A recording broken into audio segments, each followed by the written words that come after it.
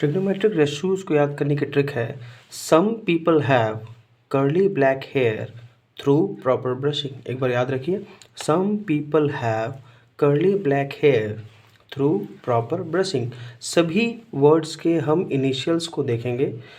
S for sine, P for perpendicular, H for hypotenuse, C for cos, B for base, H for hypotenuse, T for tan, P for perpendicular, B for base. तो sine theta हमारा क्या हो जाएगा? Sine theta होगा perpendicular by hypotenuse. तो sine theta equals perpendicular by hypotenuse. Cos theta क्या होगा? Base by hypotenuse. और टैन थीटा होगा परपेंडिकुलर बाय बेस। अब कोसेक थीटा क्या होता है? इनवर्स ऑफ साइन थीटा होता है, 1/sin थीटा होता है। अगर sine theta perpendicular by hypotenuse है तो कोसेक थीटा हमारा क्या हो जाएगा? Hypotenuse by perpendicular. ठीक है।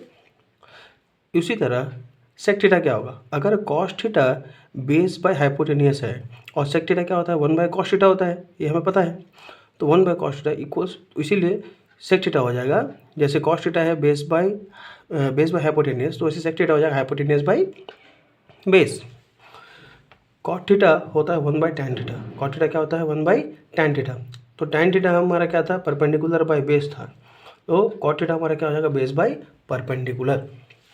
जब भी हम क्वेश्चन सॉल्व करेंगे, अच्छा एक चीज़ और डिपेंड करता है कि आपका परपेंडिकुलर कौन सा है और बेस कौन सा है। हाइपोटेनियस तो लॉन्गेस्ट साइड ही होता है, ये तो हमें पता है।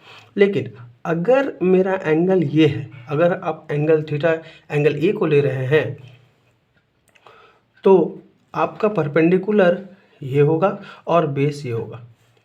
याद रखिएगा, ये बेस होगा। एंगल से लगा हुआ ही बेस होता है, टच हुआ वाला ही बेस होता है ना। अगर आप एंगल इसे लेते हैं, एंगल सी को थीटा मानते हैं, तो आपका परपेंडिकुलर ये होता है और बेस आपको ये लेना होगा, बी सी को बेस लेना होगा। ये आप हमेशा याद रखिएगा। जो भी एंगल होता है, एंगल हमेशा बेस के साथ ही बनता है, बेस और हाइपोटेनियस के साथ ही बनता है। ये हो जाता है, अगर ये एंगल है तो बी सी आपका बेस है और ए सी आपका हाइपोटेनियस है। अगर एंगल ये है ए, तो बेस आपका ए बी होगा और परपेंडिकुलर आपका बी सी। जब भी आप क्वेश्चन सॉल्व करें तो आप साइड में एक रफ बनाइए, ऐसे लिखिए some people have curly black hair through proper brushing.